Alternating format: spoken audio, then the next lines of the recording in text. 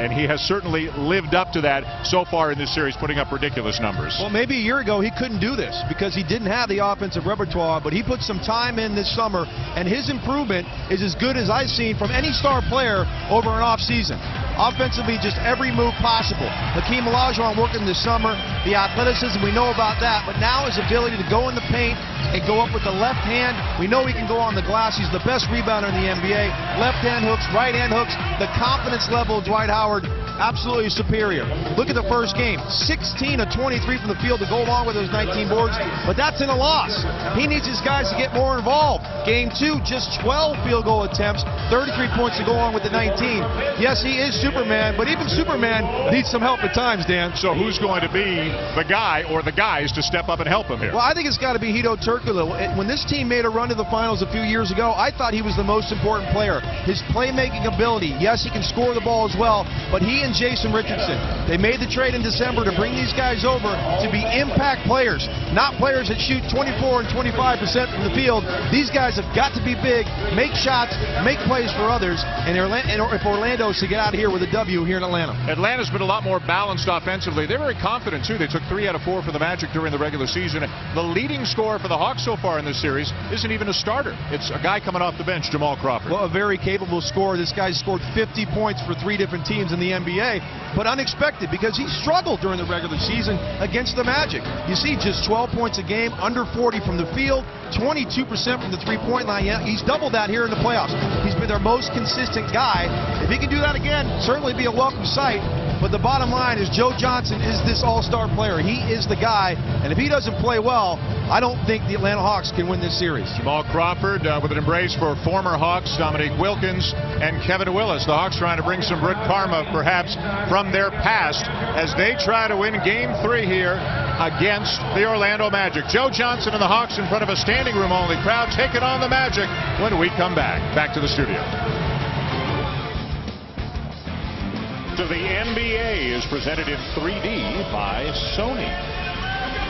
Welcome back to Atlanta. Festive atmosphere here to get the game going tonight here at Phillips Arena. Game 3 between the Orlando Magic and the Atlanta Hawks, with the series tied up at a win apiece. A check of the starting lineups right now. We begin with the visiting Orlando Magic. No changes. In the backcourt for Stan Van Gundy, Jameer Nelson, Jason Richardson. Up front, Hedo Turkoglu, Brandon Bass, and then Dwight Howard. For Atlanta, they start a bigger lineup against Orlando because of the presence of Howard. So Kirk Hinrich, Joe Johnson in the backcourt, Josh Smith slides to the 3, Al Horford moves to the 4, Jason Collins, big body with some experience, starts at center. He'll be one of many, many, many Atlanta Hawks to try defending Dwight Howard tonight, right? Well, it hasn't worked so well, but that has been by design. Coach Larry Drew, the Atlanta Hawks, saying we're going to let Dwight Howard have single coverage and let him do his work and shut down everybody else. It worked once. It didn't work the second time, but we're 1-1. It's a whiteout, or as some people are calling it, a Dwight-out here. Did you coin that phrase? No, not mine. Very clever. Here in Atlanta tonight. The Atlanta Hawks have advanced to the second round of the playoffs the last 2 years. They were blown out in the second round, embarrassed in the second round last year by the Orlando Magic, swept in 4, beaten by 101 points total over the 4 games. Now here they meet in the first round with the emergence of Chicago and Miami. Orlando and Atlanta have both slid down a notch or two, so here they are in a 4-5 matchup. 2 totally different teams than last year. Orlando with the huge trade in December to bring over Hedo Turkoglu, Jason Richardson, Gilbert Arenas, gone Rashard Lewis, Marcin Gortat, Michael Petras, gone, Vince Carter. So 2 different teams, and Atlanta playing with a lot of confidence. Very impressive to go out and get a road game, Game 1 in this series, and we'll see if they can hold court here tonight. A series, to be honest, where before it, not many people were giving Atlanta a real chance, questioning their urgency, sometimes their effort, their energy, but they have played hard in the first 2 games. Orlando in blue, Atlanta in white. Josh Smith concedes the opening tip to Dwight Howard, so the Magic get the first possession of the game. 2 former teammates here in the Atlanta area, growing up as kids. I guess he knew better. Yeah, Dwight Howard from the Atlanta area. And here's a turnover and a foul. Turkoglu. You hate to start off your first possession with a turnover. This Atlanta team, and to a fault, really needs great plays to get themselves going. You got to keep this team out of transition, no lobs, no dunks. Keep this crowd at bay, because they really do feed off that here at home. And in the half court, Larry Drew wants to see a lot of people getting touches, not isolation plays with one guy dribbling and 4 guys standing around watching. Al Horford, a big key, got an early foul trouble in game 2, was not a factor at all in the first half. Kirk Heinrich.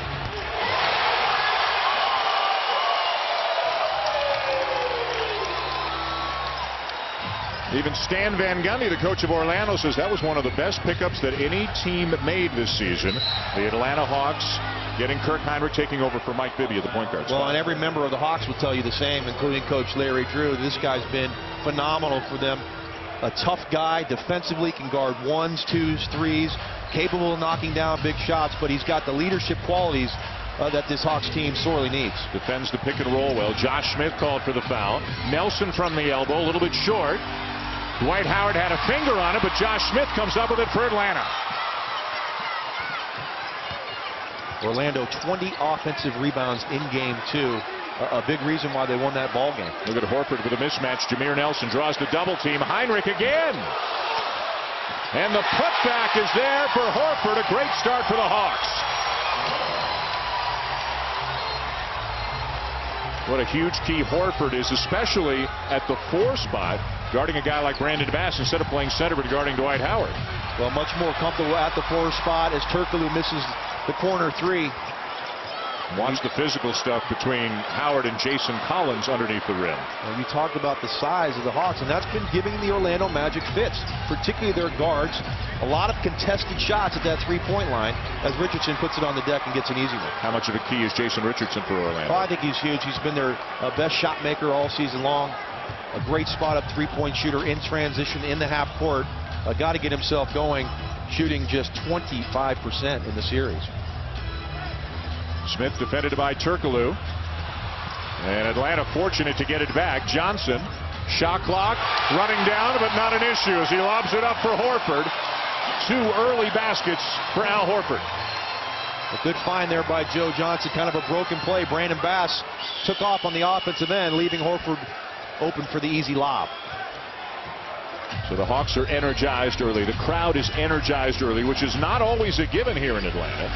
No, they're energized for the visiting team normally, Dan. A lot of Knicks fans and Celtic fans when those teams come here. Absolutely. As Turkoglu misses another shot. Discouraging for a player to play in front of it, right? Joe Johnson made some comments about his hometown fans last year in the playoffs. Al Horford had an incident this season. A very fickle sports town here in Atlanta. Horford feeling it early. Gets the roll. 6 early points for Horford. He's fired up. I never questioned this guy's toughness. He just bogarted Brandon Bass into the basket and would not be denied. You've always gotten the feeling if he had spent the last 5 years as a power forward instead of a center, who knows what this guy, what the limit would be for him. Right? Back-to-back All-Star seasons. He's the leader of this team. Dwight Howard on the board. 79 points in the first 2 games for Howard. With the Hawks again deciding not to double team him, guarding the 3-point line, and accepting the fact that Howard's going to get his. Well, how about the offensive repertoire? Just amazing what he's been able to do. As we see Horford here take his time, face up, goes to the left, just steps out of bounds slightly underneath, but great strength there to score over Bass. First foul on Jason Richardson. Horford 2 early fouls in game 2. Really didn't play much in that first half as Josh Smith misses the 3. Richardson, nice look ahead for Bass.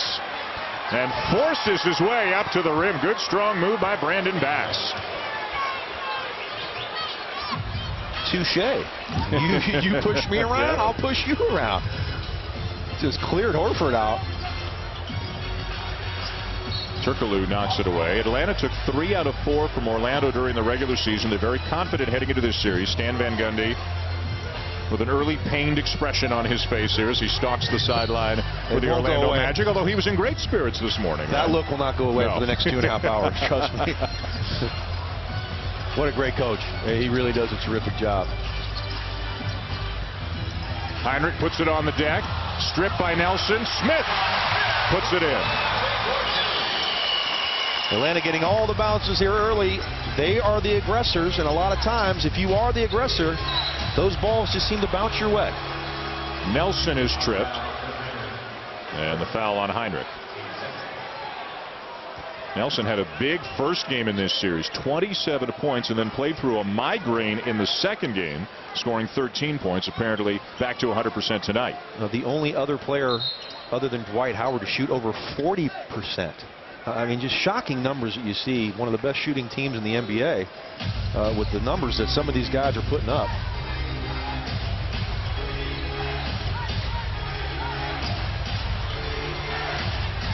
Howard trying to spin on Collins. A little bit of help there from Johnson. Now back down to Howard. And the foul called on Jason Collins. Reaching in from the top, Leon Wood, the official says. Well, I think Howard did lose his balance, but Collins decided to reach anyway. You see Howard's going to fall here, and there's really no need to strike down on him. But good call there by Leon Wood. Crowd getting a look at the replay, of course, thinking that Collins got all ball on that play. We'll see Collins, we'll see Zaza Pachulia, Josh Powell, Hilton Armstrong, maybe Horford at times, all trying to guard Howard. Keep Nelson, your phone on no. Keep your phone on. They might call you. One of the big things for Orlando, too, is Howard's doing a good job making his free throws. That's a big factor as well. Jason Richardson knocking it down from three. Well, Josh Smith got to come out to Jason Richardson. You know that's what he wants, a three-point shot. He's laid off there. Got to get out and make him put the ball on the ground. But again, offensive rebounding setting it up, which Orlando has killed Atlanta in this series. Joe Johnston rattles it home. 25 in the first game for Joe. A subpar game in game 2. Just 14. He was 6 of 15. And a guy that just has a tendency to disappear at times. Second foul on Kirk Heinrich. Less than 6 minutes into the game, and that's going to get Jamal Crawford off the Atlanta bench early. Well, you certainly gain some offense here, but you lose a lot defensively. Kirk Heinrich out of the game. We'll see if Jamal Crawford can play the pick and roll with Jameer Nelson, because he's going to see a heavy dose. Crawford over 20 points in each of the first 2 games in this series. One of the top 6 men in the NBA year after year. Again, just Howard and Collins. Oh, wow. Pretty nice move. It looks so fluent. It's just amazing the maturation of the offensive game. Spending time with Hakeem Olajuwon this summer. Just a much more confident guy. He's taking jump shots outside the paint, which we never saw in years past. And he's making a heck of a case for MVP this season. I know the playoffs don't count, but if they were, he might be the guy. Atlanta with a 2-point lead as we go to the under-6 media timeout, and it is Al Horford who has really electrified this crowd in the early going. Coming out with a lot of fire for the Atlanta Hawks and dominating inside. The Hawks with an early 2-point lead.